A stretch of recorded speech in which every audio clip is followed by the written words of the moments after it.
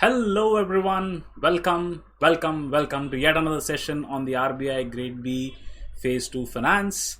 And this session we're going to talk about a very interesting topic which obviously deserves a lot of attention considering the huge amount of turmoil that has been there in this sector for the last 3 to 4 years, especially with so many defaults, so much stress in this particular sector. This sector is something which definitely deserved some amount of attention from the RBI standpoint. And the RBI has done exactly that with a discussion paper on this particular subject, which is your non-banking financial companies, and looking at them in a completely different way, in the sense that a lot of regulations and let's say guidelines pertaining to the sector will definitely undergo some decent amount of change as compared to what were the guidelines up till this point in time.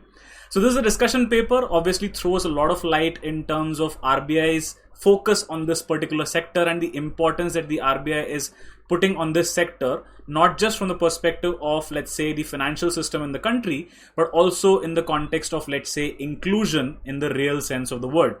So from that perspective, this session looks at some of the extant regulations or the guidelines that are there in this space already, pertaining to different categories of NBFCs that are there. And then towards the end of the session, we'll start looking at what is the discussion paper talking about, what exactly will be the new tiers of the NBFCs, and what will be the new or let's say revised guidelines from that perspective, right? So that's what in store for today's session. So what are we waiting for? Let's get started. So let us start by looking at some of the regulations that are already there as far as the NBFC space is concerned. So we look at some of the extent regulations that are there, and obviously we'll look at it in the form of questions, see how many of you can basically answer these questions, and then we'll quickly move into the next elements, which basically talks about the tiering, right? So let's look at some questions basically from a extent regulations perspective. Here's the first one on your screen. So no company can basically carry out your NBFC business without obtaining the COR or the certificate of registration from the RBI, right? And now basically what is expected is that you need to match the minimum capital requirements of the NBFC type with its corresponding net owned funds or your NOF requirements. So before we get to the match the following, the first thing that I wanted you to basically look at is what exactly is an owned fund, first of all, right? So when I say owned fund, it is basically the aggregate of your paid up equity capital. It also includes your preference shares, the ones which are compulsorily convertible into equity. It includes your free reserves and also the balance that is there in the share premium account and also your capital reserves. And obviously you have to exclude any kind of revaluation reserves that have been created because of revaluation of assets. So that needs to be removed. And furthermore, you'll also remove any kind of accumulated losses that are there, any deferred revenue expenditure and other intangible assets. So that basically gives you what is known as your owned fund. Now obviously net owned fund means you're also going to be further subtracting from the owned fund. Okay, let's try and understand what exactly are we reducing from the owned fund in order to get the net owned fund or the NOF. So it is basically your owned fund minus any kind of amount that has been invested in the shares of this particular company whose NOF you're calculating in terms of its subsidiaries or let's say companies in the same group or all other NBFCs. And also it also has to look at the subtraction of your book value in terms of your debentures, bonds, any kind of outstanding loans that are there, and also the advances including your hire and purchase and lease finance, and basically also looking at deposits with your subsidiaries and the companies within the same group to the extent that it exceeds 10% of the own fund. So all these have to be basically subtracted from your own fund in order to get to what is known as your NOF or your net owned fund for the NBFCs. Now, as per the extent guidelines, what we need to do is match the minimum capital requirements of the NBFCs with their corresponding net owned funds. So let us look at the unmatched details in terms of the type of NBFC and the minimum net owned fund required. So here are the types and here is the minimum NOF that's there. Now obviously these are not matched correctly, we need to match them. But before we do that, let's try and understand what are the different NBFCs mentioned over here. So this obviously refers to your MGC or your mortgage guarantee company. Then essentially your IDF basically stands for infrastructure debt fund. And then your IFC essentially stands for infrastructure finance company. Then basically you're talking about your housing finance companies. Then again, anything that is into the factoring business is obviously your NBFC factors. And others here basically refers to all those NBFCs which have not necessarily been mentioned in these explicit categories. right? And this is the general category of NBFCs, and obviously not specifically defined as, let's say, systemically important or deposit taking, right? So all those other categories basically fit into this. And then when you're talking about NBFC MFIs, you're talking about your microfinance institutions, and that too in the general level and not specifics, right? So it's very evident that the NOF does not match these list of entities that have been provided on the left side in terms of the types of NBFCs. So let's try and quickly look at what could be the correct ones, right? So the smallest category of your NOF required is obviously 2 crores. And that is usually for entities in NBFC space which are not really having any systemic risk associated with them. So such categories basically can essentially fit in over here from the others' perspective. Then the next one that I'm looking at from the perspective of your 5 crore net owned funds is basically your microfinance institutions. Now the general is mentioned here because 5 crores is basically meant for your MFIs in general, but if it's an MFI operating in the Northeast region, again this basically is 2 crore. Okay, so 5 crores for normal MFIs and then 2 crores for MFIs operating in the Northeast region. Then again, the third category that we're looking at is your NBFC factors. That is there at a NOF of 5 crores. The next that requires a 20 crore level of NOF is basically your housing finance company. Then when you come to a higher level, which is basically your 100 crores, that is basically for your mortgage guarantees companies. And then the 300 crore is basically meant for the significantly higher or important NBFCs in the context of infrastructure, both in the case of infrastructure debt fund as well as your infrastructure finance company. So let's look at now the correct list, which is basically your NBFC others, basically looking at 2 crores, then your microfinance institutions at 5, factors at 5, your HFCs at 20, mortgage guarantees companies at 100, and your IDF and IFC at rupees 300 crore. So that's basically some idea about the NOF that is minimum required as far as some of these types of NBFCs are concerned, and these are obviously the extent regulations, and we'll be discussing these regulations also in the context of the latest proposal that has been put forth, or the discussion paper that the RBI has put forth as well, right?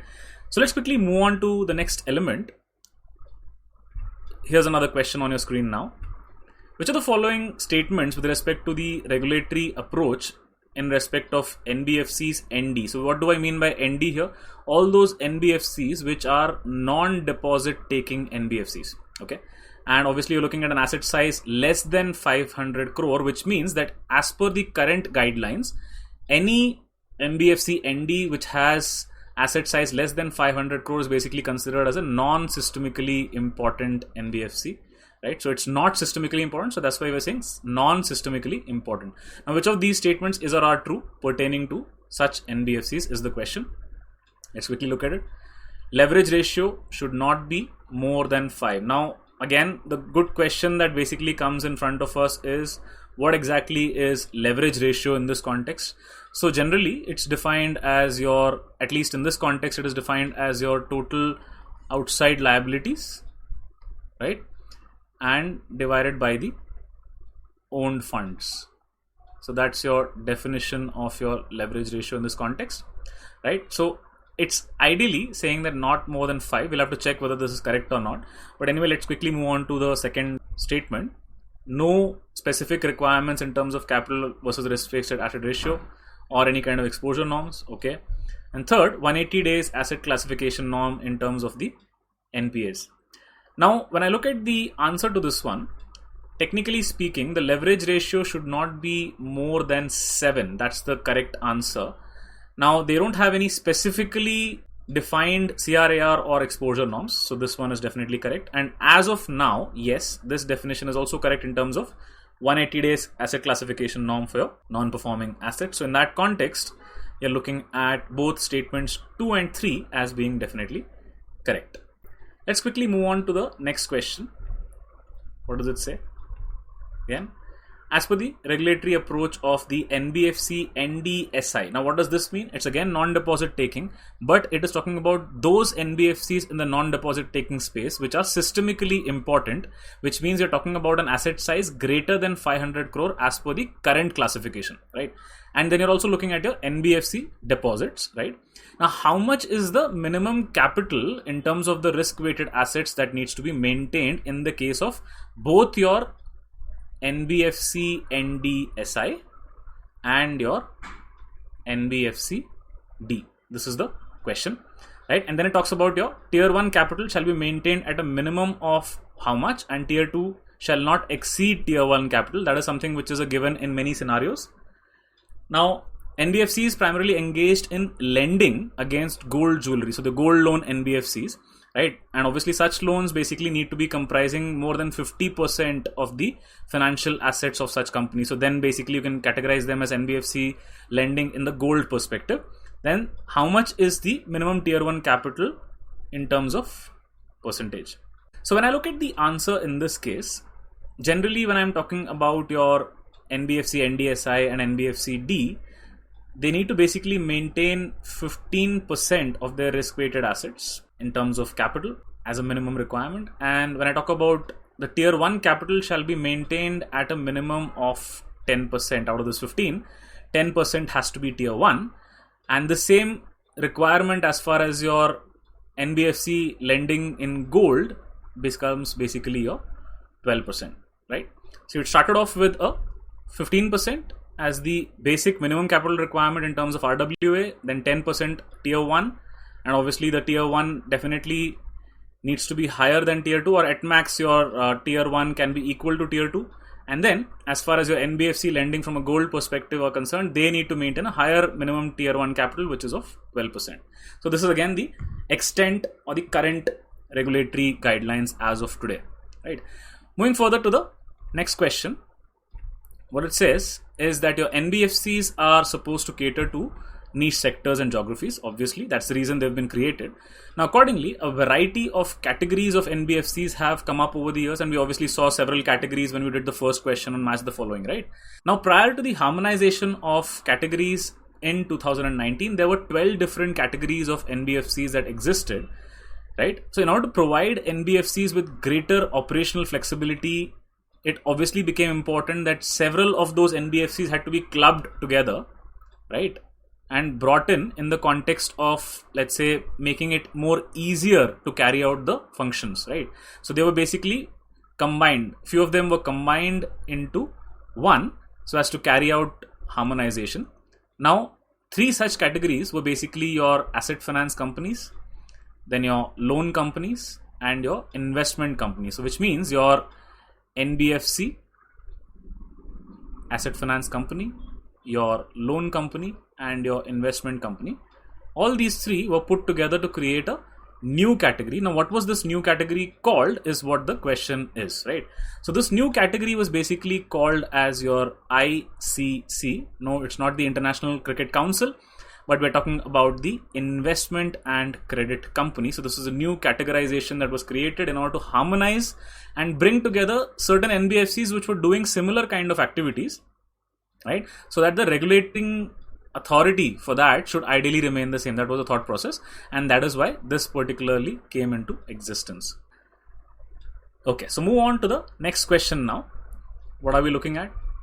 Again, we're talking about the flexibility of operations in terms of your NBFCs has definitely enabled them to work at a scale that would potentially impact system stability. And we've obviously seen this in a lot of scenarios, right? I mean, we've seen some big NBFCs not being able to perform as per regulatory requirements and also undergoing huge amount of stress, and as a result impacting the rest of the system as well. And obviously the events, let's say, unfolding in 2018, wherein one of the largest core investment companies basically defaulted on its payment obligations towards various market liabilities that it had at that point in time, and obviously a series of defaults also followed. So you are aware of those NBFCs. I'm not going to specifically name them right now, but the point was that those kind of defaults obviously led to huge amount of liquidity stress, right? And that in turn impacted the fundraising ability also. And this was not just for the NBFCs which were big, but it also impacted the fundraising ability of the NBFCs which were small, right? And obviously the concerns that were there with regards to the liquidity stress translating into issues pertaining to bankruptcy and solvency, those concerns became even more apparent, right? That was the problem. Now, if you look at the systemic importance of NBFCs, right? Now, why am I giving so much background before this question? Because it's important to know the data as well, how important NBFCs are from an India standpoint, right? So when I talk about the NBFCs, they become more and more interconnected with your financial system, right? Now, NBFCs were the largest net borrowers of funds from the financial system, with gross payables of rupees 9.37 lakh crores and gross receivables of 0.93 lakh crore as it end September 2020, right? So that's a massive number, right? If you look at it from a perspective of NBFCs as the largest net borrowers. But when you look at it also from the perspective of March 31st, 2020, there were 7 NBFCs, including housing finance companies, each with an asset size exceeding 1 lakh crore. And that's a massive number, right? Now, this is the background. Now, let's see what the question is. Keeping all these in mind, for systemically important NBFCs, an additional identifier has been placed at dash, wherein additional regulations have been made applicable to such large NBFCs. So obviously, when you look at the question from the perspective of MCQs, you'll get options. But what I want you to guess at is, obviously, I'm looking at a number over here, right? Now, already we know that any of your systemically important NBFCs were basically having an asset size greater than 500 crore. Now, considering these numbers that are being talked about, the idea is that beyond this 500, let's try and create another layer so that additional regulatory guidelines can be put in place for such companies as well. Now, what is that number? So that number basically stands at 5,000 crore, obviously in rupees.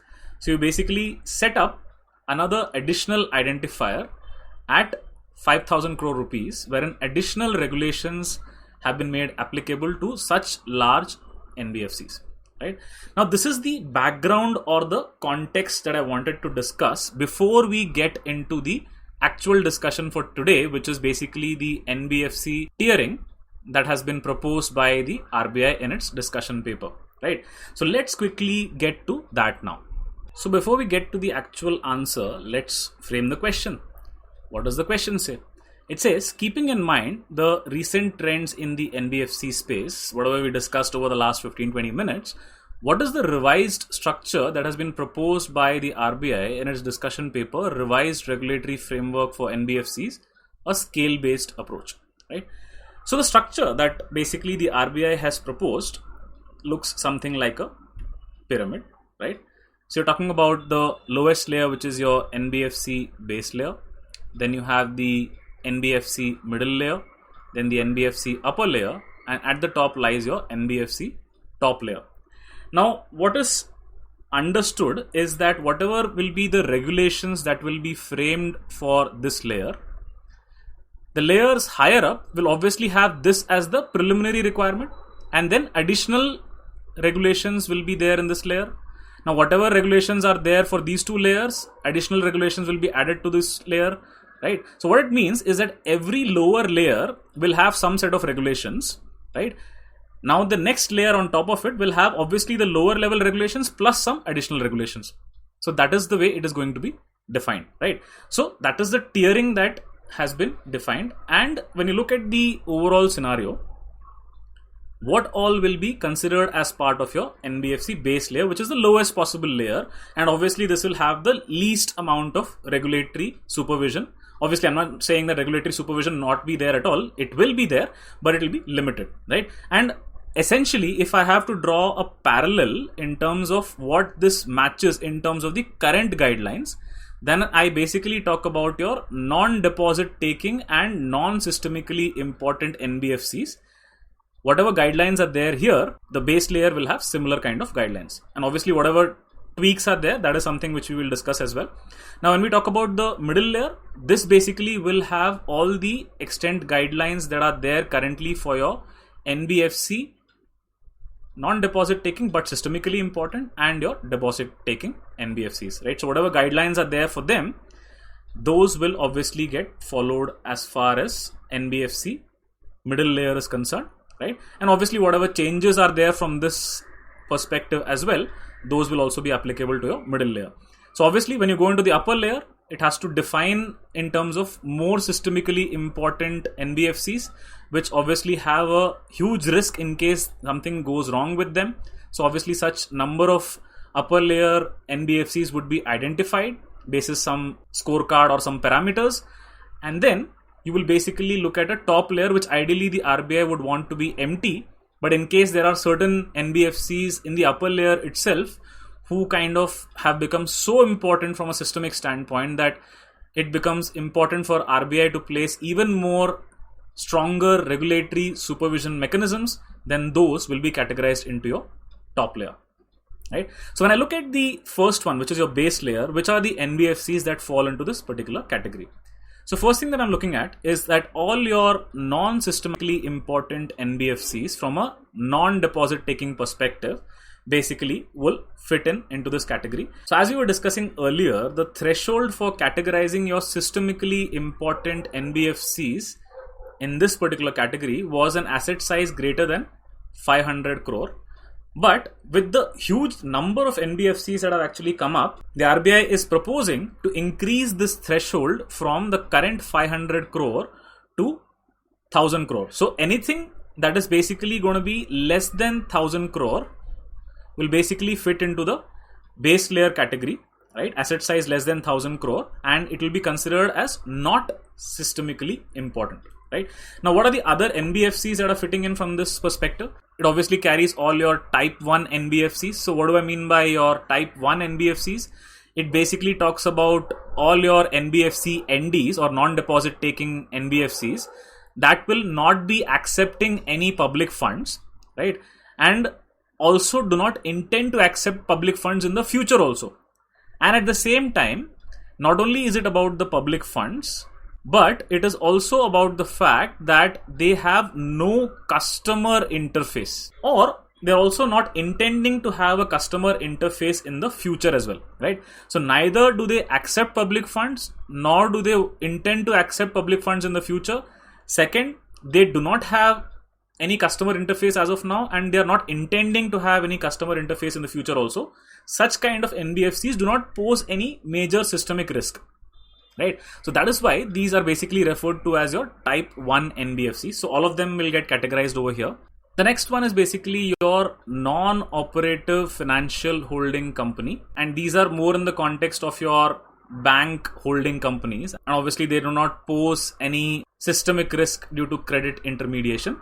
Now, if I were to go and define what is an NOFHC, it's basically a financial institution through which, let's say, a promoter or a group of promoters can be permitted to set up a new bank, right? And these are basically NOFHCs which were defined in terms of new bank regulations and opening of new banks, right? And basically, it's a wholly owned NOFHC or a wholly owned non-operative financial holding company, and that NOFHC will be holding the bank as well as all other financial service companies regulated by RBI or other financial sector regulators. So the context is very simple, that these will be essentially your holding companies, and obviously just like in the situation that you have a Google, right? I'm just going to a very crude example, and basically it got created under a parent which got created later, which was Alphabet, right? So Google was obviously performing certain set of operational activities, and Alphabet then looked at creation of a holding company so that multiple functions of Google, or let's say the activities that Google was performing, could be split into multiple other organizations or companies, and the holding company for all of them brought together was to be Alphabet. Similarly, a good ownership structure was to be in the form of your NOFHCs, which will basically be the entity which will hold the bank as well as any other financial services that this promoter or this group of promoters wants to carry out, right? So it's more like a umbrella structure that is being created, right? So that's the context. So in this case, again, because it is a bank holding company, it does not pose any significant risk perception. That is why it is getting categorized in this category. And then you're basically talking about your NBFC peer-to-peers, right? And your NBFC account aggregators. So these two also fit into this category. The next proposition, apart from the increase in the threshold of the asset size, is also in terms of increase of the net owned funds from 2 crores to 20 crores. That's the second recommendation, and obviously this is under discussion and it may or may not fructify based on the kind of inputs that the RBI receives, but that is the second recommendation.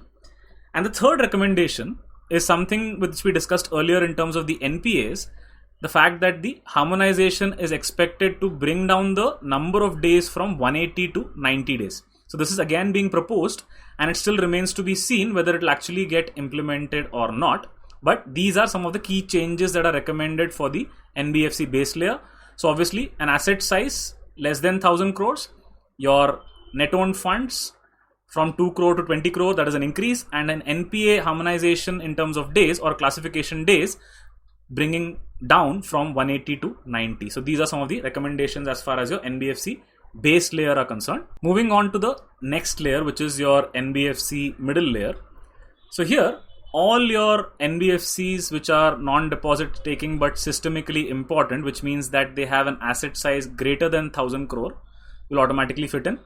And all these NBFC categories, which is your NBFC deposits, NBFC HFCs, NBFC infrastructure finance companies, infrastructure debt funds, standalone primary dealers, core investment companies, all these, irrespective of their asset size, will be populated into the second category, which is your middle layer.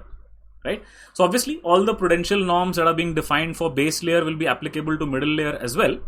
But in additional requirements, what will come in is here you will have your specific requirements in terms of your capital, which is basically again expected to maintain at the same rate, which is your CRAR of 15%, right? And obviously tier 1 at 10%. So this is expected to remain the same and no changes from that perspective, right? But when you look at the other expectation that your ICAP, which was basically part of your Basel II, that will basically get introduced for this particular layer. Now, what is basically ICAP? Your ICAP essentially refers to your internal capital adequacy assessment process. The objective of the ICAP is to ensure availability of adequate capital to support all risks in the business, and also to encourage your NBFC to basically develop and use better risk management techniques to kind of monitor and manage their risks, right? And what are the risks am I talking about? I'm talking about your credit risk, market risk, operational risk, and all other residual risks that are there. So the ICAP introduction is definitely something that is being proposed. And then the next thing is your core banking solution, which technically all the banks have as of today. So your core banking solution needs to be implemented for all those NBFCs in this category with 10 plus branches. So this is again a recommendation. It still is under discussion and may or may not get finalized. So that's something which is definitely there.